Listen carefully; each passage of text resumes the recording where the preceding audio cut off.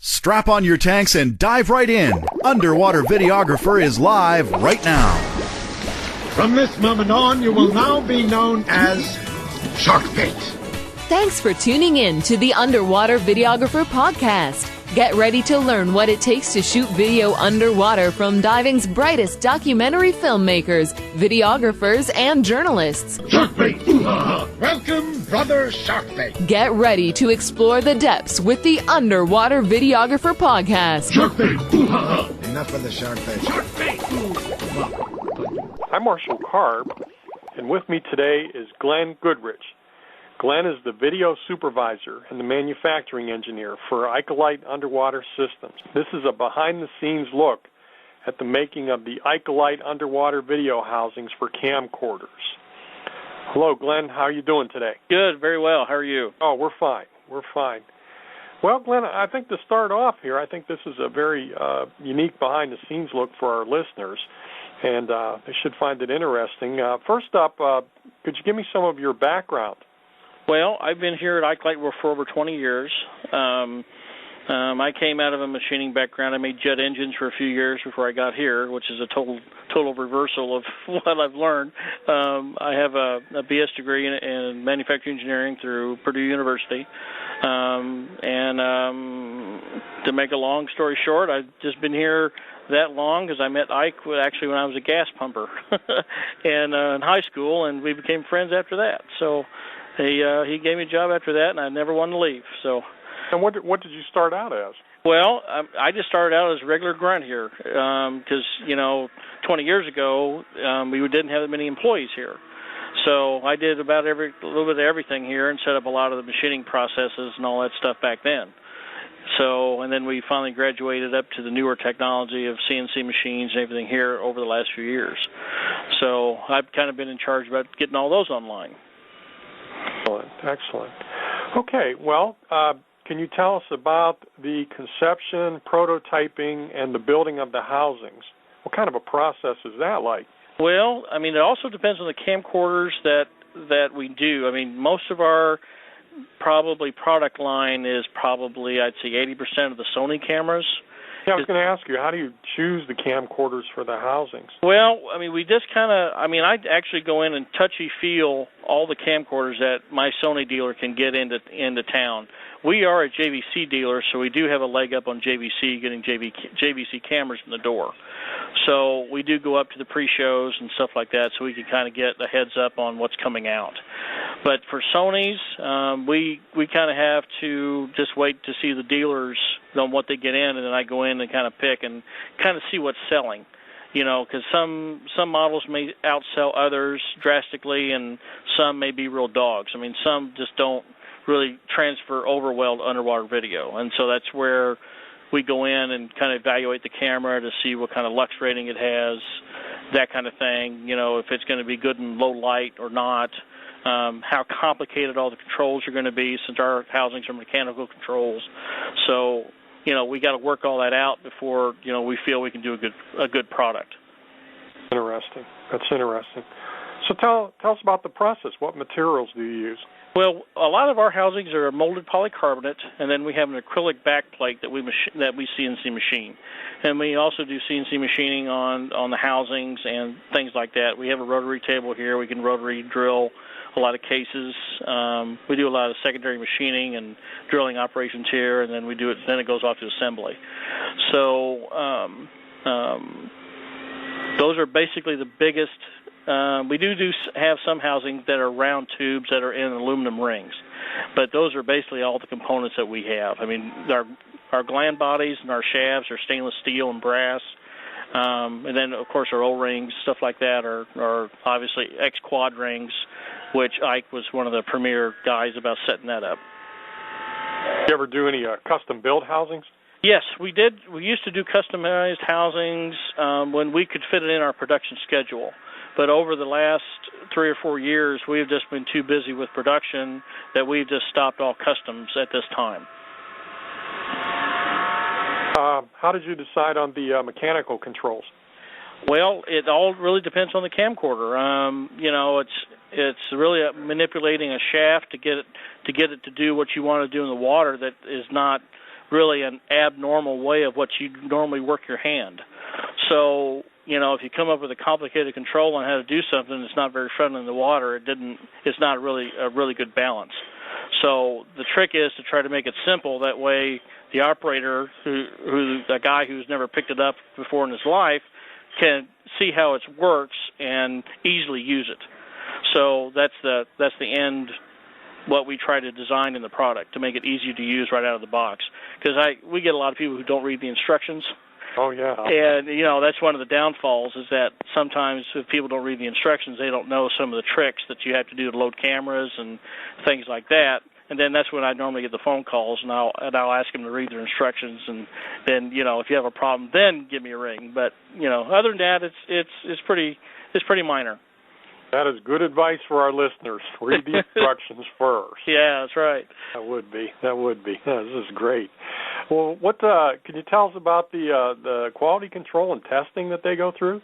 Well, we actually have certain people here at Ikelite who actually do dive trips so many times a year. So we kind of plan it so they can take new and updated products with them on testing and things like that, so we can actually make sure that what we're doing actually works. So there's a set of people here that some of them are scuba instructors, some of them are just regular divers. Me and myself, I'm a rescue diver. So it's just one of the perks that we all get here, is that we used to have a dive shop here, and over the years we finally sold the dive shop business off, but we all got free training out of the process. Mm-hmm. So I got lucky enough before they sold the dive shop off that I got my rescue diving certificates and all that, and it didn't cost me anything. So that's the nice thing. But how long have you been diving now? Oh, I've been diving 15 years. What kind of camera and housing do you own? Well, since I kind of have carte blanche of what Ikelite has to offer, I really don't have to own anything. I can just borrow whatever I need here from the shop. Great. So yeah, I mean, what a great job. Yeah, well, I kind of play with most of the video stuff, and we have other people that their expertise is in the digital still area and that kind of thing, and that's what they like to shoot, and then I kind of like to shoot the video to try to make it friendly. So we have each people in their own departments who kind of take care of their own thing. Now, this is a question from one of our listeners. He wants to know about the weighting and the buoyancy of the housings. Okay. We set up all of our housings to be slightly negative in salt water. And there's about 1.5 pounds to about 1.75 pounds difference between fresh water and salt, depending on the housing size and this, that, and the other. But normally it's about 1.5 pounds. So sometimes when our housings are set up for salt water and they're going to use them for fresh water, they might want to contact us about possibly getting another base. We have a base in our video housings that has about 1.5 pounds weight installed in the bottom of the base that comes with the housing, and all that's already there. But if it seems a little heavy for them, if they're doing fresh water, they can contact us for another base and another toggle, and for about $25-$30 they can get rid of that nuisance of it being too heavy in the water if they're just going to dive fresh water all the time. Okay, that should satisfy our listeners' question there. Yeah. Now, what kind of care would you recommend to make the housings last? Well, if everything is pretty much maintained, I mean, the housings will last, several to 10 years without a lot of maintenance. The rule of thumb that I kind of tell people on how soon it should see service or something like that, it depends on how much it's used. If it's used once a month, for a year, chances are you're not going to need to send it in to me for about 2 or 3 years for any kind of service. As long as you're pretty diligent about cleaning the housing after you dive, and that means you can take the housing out, because on the dive boats, the freshwater dips that they do on the freshwater dive boats are really trashed after the first amount of people dunk their equipment in there. Oh, yeah, they're getting the salt in there. Yeah, so, I mean, the salt's already in there, so it's not really doing you a lot of good. But when you get back to the room or wherever you're staying, if you have an opportunity to just use regular dish soap like you'd wash a dish with, like Palmolive or whatever, and have a nice sudsy warm water rinse, just wash the housing just like you would a dish, so you can get the salt deposits and everything off the housing. And as long as you do that, when you come back from your dive trips and your diving and all that kind of stuff, the housing will stay nice and shiny for years. So that's the real killer, is the salt deposits. So you should work the controls in and out and around then too? Yes, there is a lube supplied with the housing to where if your controls get a little sticky coming in and out of the housing, you can just put a little bit of lube in between your fingertips and then just dab it on the shaft and work it in and out. That's important to keep those controls good. Yeah. And then, like I said, it all depends. If somebody's using that, I have people that use the housings every day, 8 hours a day over in Hawaii that are rent them, and I kind of suggest for them service every 6 to 8 months because they're in that water that much exposed all the time.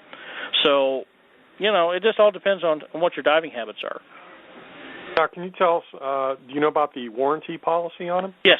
Yeah, we warranty all Ikelite video housings for a year from the date of purchase. We do not, warranty diver error, I should say. We have had people in the past, like maybe forget to put an O-ring on or something along those lines. Well, no, I was going to say you're kidding, but I don't. Yeah, I know you're not. Well, I'm sure things like that happen. Yeah, people get rushed on a dive boat, and people are trying to get in the water quick and all that kind of stuff. And I've got to put the O-ring on. Yeah, sometimes they'll take it off to clean it, and they'll forget to put it on, and they'll put the back on, and they'll go jump in the water, and they see all the bubbles going on the top, and by then it's just too late. If you get that housing full about a quarter inch of water, that everything's trash. So, it's just one of those things where you just got to be careful and be diligent in what you're doing. Glenn, I understand that some of your housings have been in the television or motion picture industry there. Can you tell us about that? Yes. Well, the first couple of housings I remember in was when Sequest was actually a regular television show, probably. Roy Scheider. Yes. Yeah, and I want to say that was probably, 10, 15 years ago, maybe? Yeah, Steven Spielberg production. Yes. So, they actually used a couple of our housings in the episode where they had the oversized crocodile. And they had some shots of our video housing. The oversized crocodile, which was a computer-generated image, chomped a diver, and he dropped the housing and dropped like a rock. So I thought it was kind of funny. But, our housings don't quite do that, but they weighted it up to do that. So that was one thing. But probably, there was one movie just recently out with Jessica Alba that was in it. Oh, Into the Blue? Into the Blue. They're actually using some of our strobes and housings and stuff like that on Into the Blue, and there's actually shots with Jessica Alba holding our digital still housing along with strobes and everything else. So that's probably the most recent one, that they've used props on. Oh, excellent. Okay, I'm sure our listeners will be interested in that, and might have seen Sequest, but probably have seen Jessica Alba. Oh, yeah. Well, in the Blue, they're using our lights and our strobes and all that stuff. So, they actually have some good side shots of them using all that stuff. Okay. Do you have any parting words for our listeners? Well, thank you for all this Ikelite support over the years. Ikelite is hopefully you'll look to Ikelite for your product needs in the future. And we have, the best customer service out of anybody in the industry, and that's one of our pride and joys that we can say that. So that our customer service is the best. There's a big name. Everybody's heard of Ikelite. Well, thank you, Glenn. That was good advice. And okay. And our goal here is to help our listeners make educated buying decisions. So maybe they'll consider that next time they're looking for a housing. Let's give the website again, Glenn. Okay, it's www.ikelite.com, IKELITE.com. And then if you wish to get some questions for me, you're welcome to email me at video@ikelite.com. Again, this is Glenn Goodrich, Video Supervisor and Manufacturing Engineer for Ikelite Underwater Systems. Yes. Well, Glenn, thank you very much for taking a few minutes out of your busy day to share this information with our listeners. And we hope that they enjoy the special behind-the-scenes discussion on the making of the Ikelite underwater video housings. Sure. Well, thanks for having me. Thank you very much. Have a nice day, Glenn. Yeah, you too.